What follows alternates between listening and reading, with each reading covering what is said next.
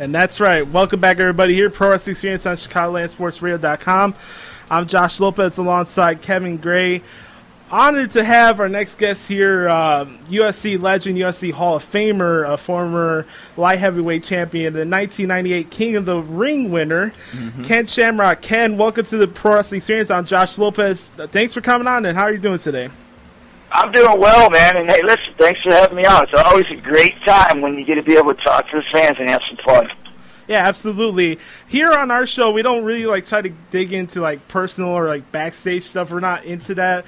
We basically want to talk about bringing people that have experienced the world of professional wrestling. What did they like from the experience, and what some of the misconceptions they had. So I think starting off first, before we get into all the wrestling stuff, I know you've been promoting your new website, KenShamrock.com, and we wanted to know what you've been up to recently in the last couple of years. Well, I tell you, the last couple of years have been really about me giving back, about me finding ways to be able to connect with my fans and be able to go out and meet and greet, sign autographs, go to different events, whether it's pro wrestling shows or MMA shows, and being able to sit and watch fights or watch shows and be able to talk to the fans. And so my website kind of puts me in contact with that now, because I get ways to be able to talk to them, whether it's through Instagram with pictures and stuff, or whether it's Twitter. I have my own Twitter on there, so people can actually talk to me. I'm on there all the time. I have my Facebook. So all my social media stuff is really an opportunity for me to be able to reach out to the fans. All that stuff's on KenShamrock.com, so I'm able to be connected with all the fans out there. So really that's kind of what I've been up to, is really just trying to get to know all the people that supported me over the years. Absolutely. We're live here at PW's show every Wednesdays, 10 to 1, with usually Josh Lopez and Kevin Gray. Talking to Ken Shamrock. Follow me on Twitter at ShamrockKen. Also check out the website, KenShamrock.com. Let's get into some wrestling. I've heard your podcast that you did with Stone Cold Steve Austin. I think it was a couple months ago. And you were talking about, okay, maybe you weren't as big of a wrestling fan as some of us are, but you did watch it sporadically. And who's some of your favorite wrestlers growing up? Well, I would have to say the one match that stuck out to me the most that I watched, and this was early on, was Pat Patterson and Moondog Mayne. And to me, it was that's what really caught my attention in wrestling. Those guys were pretty aggressive, and back when it was catch wrestling. To me, it was interesting. And after, I think, that era, because that reminded me a lot of the Attitude Era, the earlier days. There were guys who they were just more mean, they were just there. And then it started to soften up more. And I actually watched the time during the Hulk Hogan eras and the Ultimate Warrior, and it was entertaining, but it just didn't have the aggressiveness and the intensity that the earlier years did. And then of course the Attitude Era. Not that I didn't like it, I did. It was just a different format of wrestling. So, getting into that, I know you had a great track record in MMA with Pride and the UFC, obviously a UFC Hall of Famer. But what are some of the misconceptions that you've learned about wrestling while you were trained to get into wrestling in the mid-'90s? Well, when I first watched it, like I said, with Moondog Mayne and Pat Patterson, to me, that was it was scary. I mean, it really was. These guys, they were scary. But then after I got a little bit older, in my 20s and stuff, it just seemed to me like maybe I was just wiser. I don't know. But it just seemed to me like they really weren't doing the things. And sometimes you see guys throw a punch and it was a foot away from their face. Yeah. The other guy would sell too much. And it just seemed way too much to me.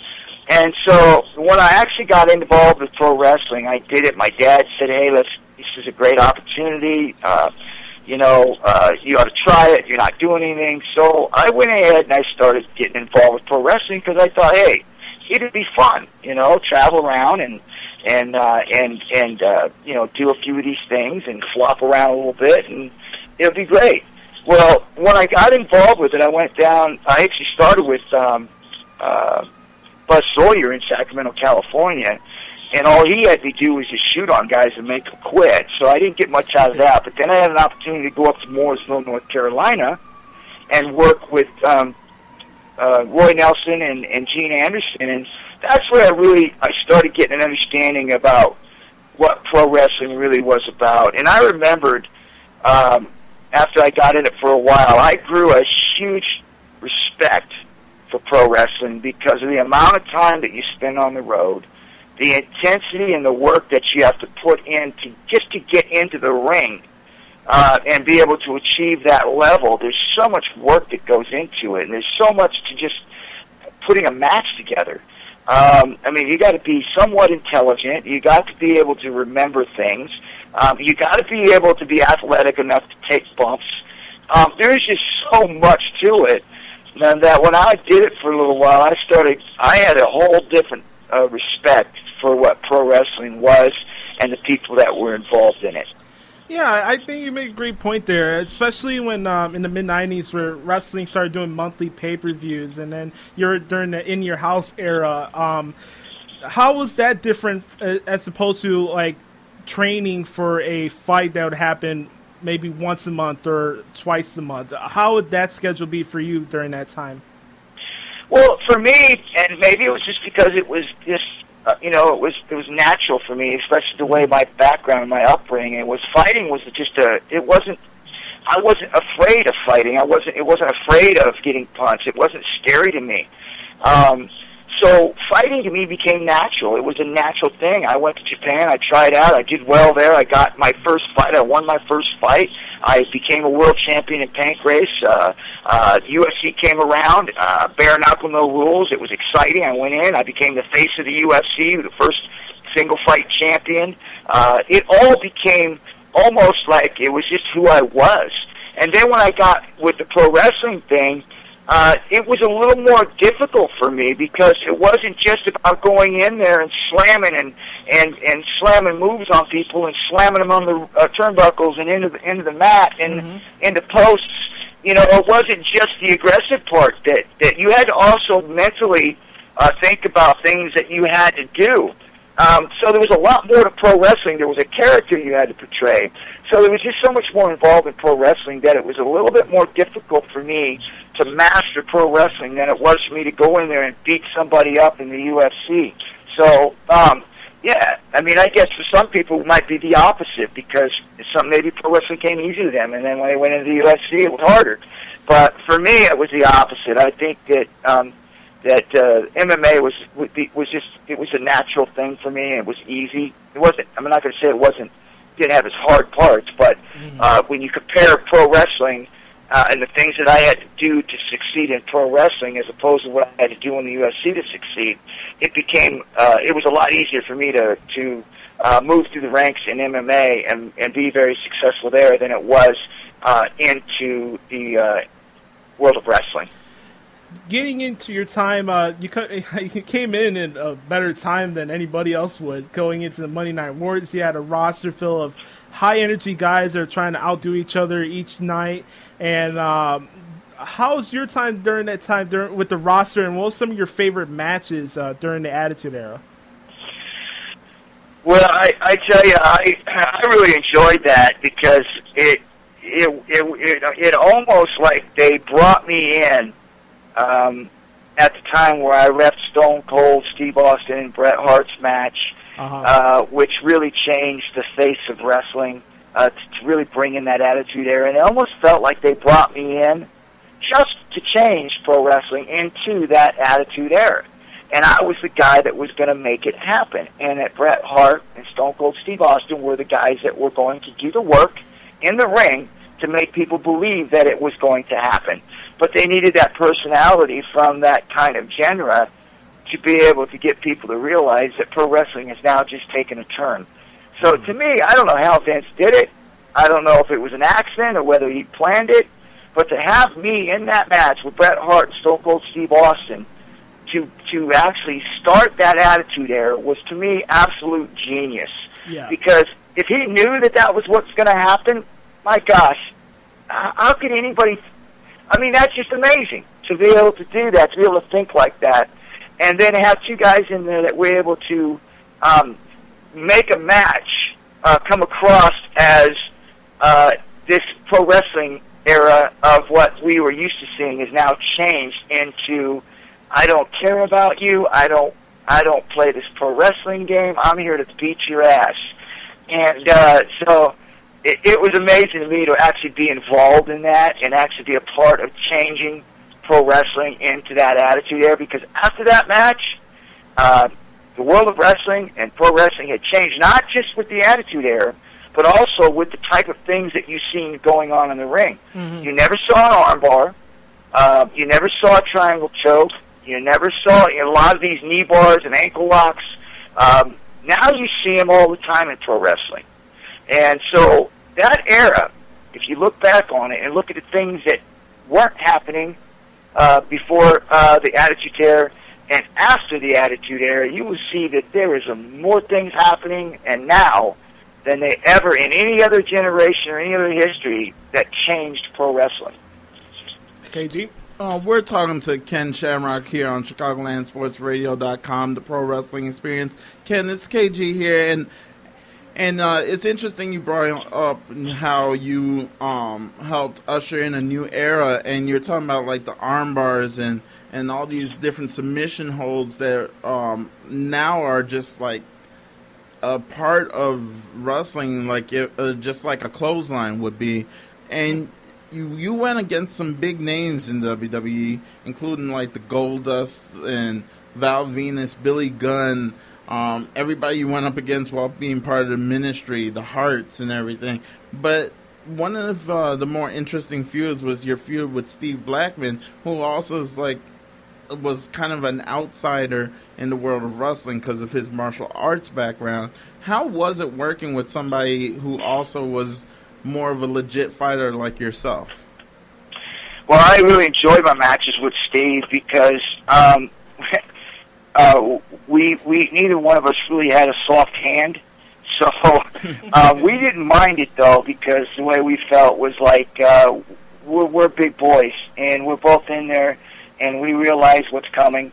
And if you can't take a shot, then you don't belong in there, not right. with us. And so we were able to really get after each other. The kendo stick that he used on me, he used it on me.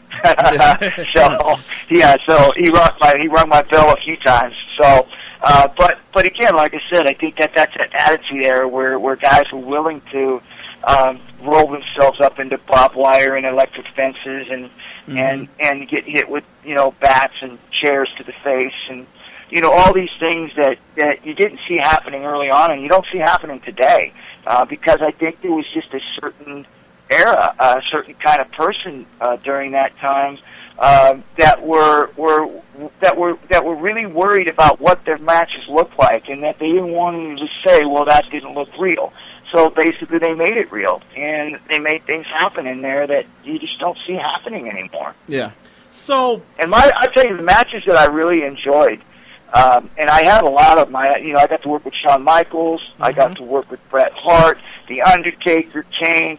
I don't think there's one big name guy that I didn't get to work with during that time, and it had good matches. And to me, that was, I think, attributed to the help that I was getting from the guys in the locker room that were really willing to work with me and be able to get these matches over, because a lot of them, they didn't have to trust me, and because of where I came from, and so I really do make sure that I want to send out the appreciation to those guys, because again, like I said, I couldn't have done it without a lot of the help in there with guys that were really willing to work with me.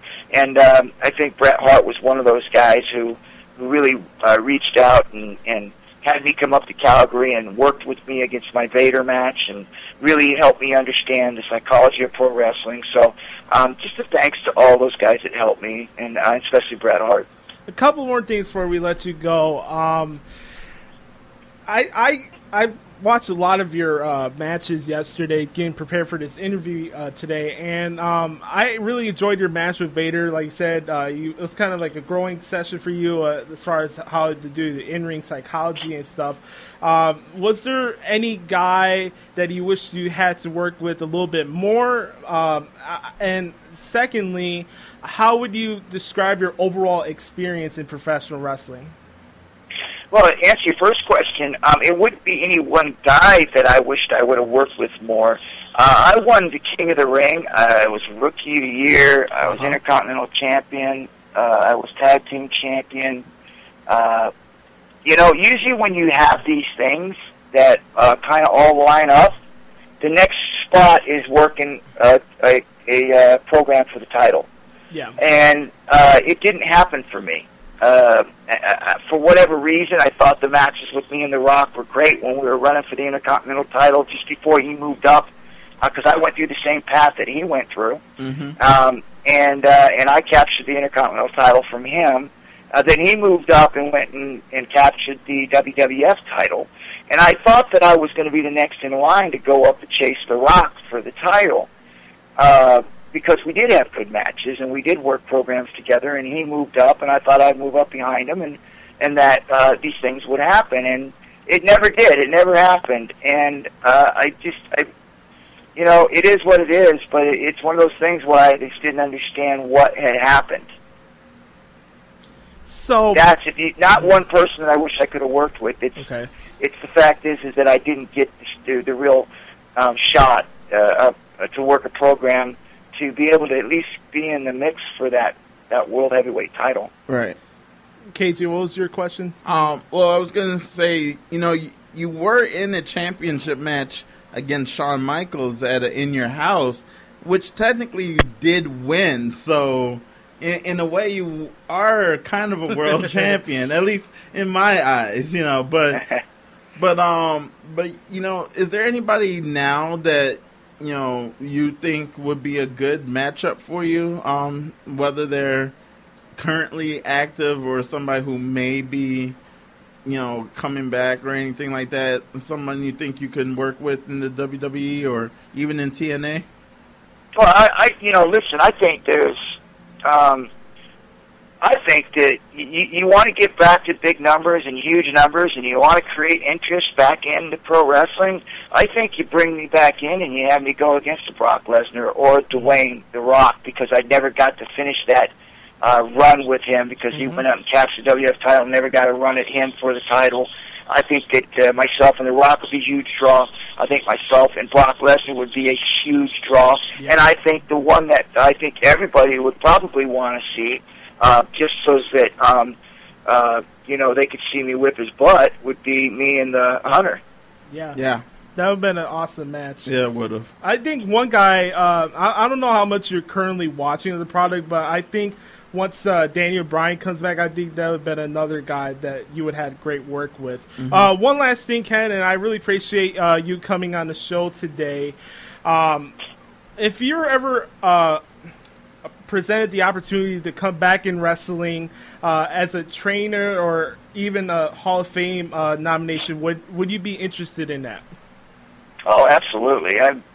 Listen, I enjoy being around the fans. I enjoy being out there and entertaining people. That's who I am. I've always been that way, whether I was fighting, whether I was doing interviews, or whether I was doing a movie, or I'm in pro wrestling. Whatever it is, I love being in front of people. I love entertaining people. So, KG, we're here in Chicago, and you said the changing the guard was the Attitude Era at WrestleMania 13, and we're here in Chicago. What's some of your favorite Chicago memories? Well, I would, yeah, my favorite Chicago memories is that my boogers froze when the wind blew. It was freezing out there. You know, I don't know. Like I said, it's hard to say because I had so many great memories in so many places. It's hard to say. You know, when you look at my career and you look at the road that I traveled and how fast it was, it was almost like everything that I did was just almost like in a blur, because I went from being this kid that didn't have anything at all into a group home to not knowing where I was going to end up at to, now all of a sudden I'm in the limelight, and I go from Japan to UFC to pro wrestling in between that, back into UFC, then pro wrestling. And it's almost like I never got an opportunity to really, look back and say, wow, this is fun, because it happened so fast. I mean, it just seemed like I was always going to the next level, always climbing and getting bigger and bigger, and being on TV more and more. And it's almost like I look back on it, and I just think that I was just so happy and blessed to be able to be in those situations and be able to be out there entertaining the fans in so many different ways. It really was a blessing.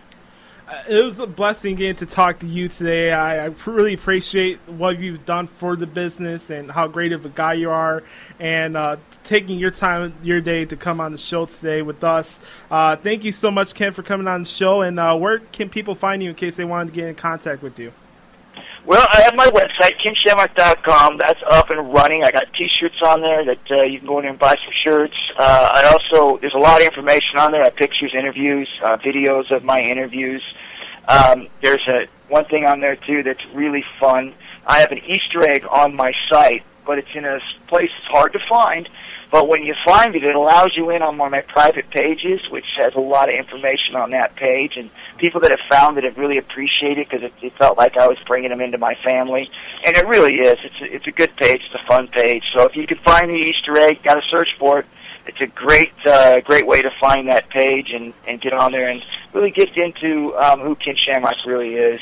I also have a learning thing on there. It's really for me to give back a little bit because the fans have really put me in a position to have enjoyed my life and be able to make some money at what I love doing. And I really appreciate that. And the one thing I've always said is I love my fans.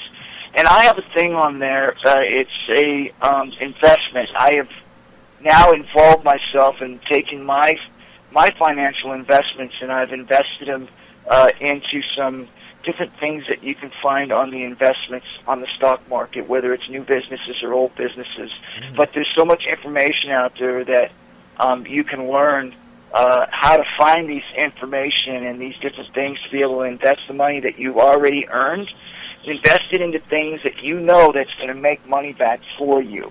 And the way that you know that is just through information that you gather through either newspapers, different businesses that they send out their information on their stocks, different things like that. So November 15th through the 17th, I'm going to be in Las Vegas. And there is going to be, it's called a grok trading, which is an investment, learning to invest your funds into safe products.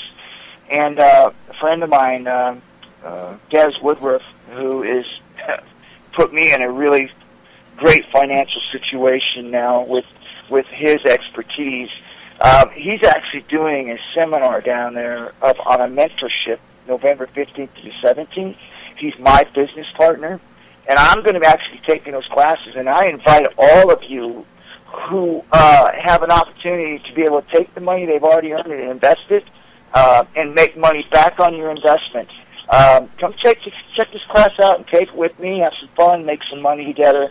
And again, it's not like you see on the movies where people are biting their fingers and waiting to the last minute for things to turn over and all of a sudden they're broke. Yeah. No, this is a business setup where you're going out and finding information and being able to invest your money into things that are safe markets, and you can make money off of this, and you get all the information you need learning. And you could actually take a class on grok trading. It's a 101 class for free to actually get you started to understand how it works, and that's free. So go on my website, KenShamrock.com. There's a page on there. It's grok trading. Pull up the information on there. You get all the information you need on the actual Las Vegas training seminar, and also, too, on the 101 class, the free 101 class. And listen, it's changed my world. I'm telling you. I wouldn't be telling you this. I wouldn't be telling my fans this if I didn't believe in this 100%. And I believe it will help your financial situation, too, just like it did mine. So go on there, check it out. Like I said, it doesn't cost anything to check it out. And once you do, you'll see what I'm talking about. But KenShamrock.com, I have my Facebook on there. I have my Twitter on there, my Instagram. So all of it's connected to my KenShamrock.com. So come on and check out the site. Don't forget about the Easter egg. God bless. Thank you, Ken, so much. We really appreciate it. And hope to get to meet you sometime in person, and maybe we could do this again. Love to, guys. Love to. All right. Talk to you later, Ken. Okay. All right. That was, wow. How about that?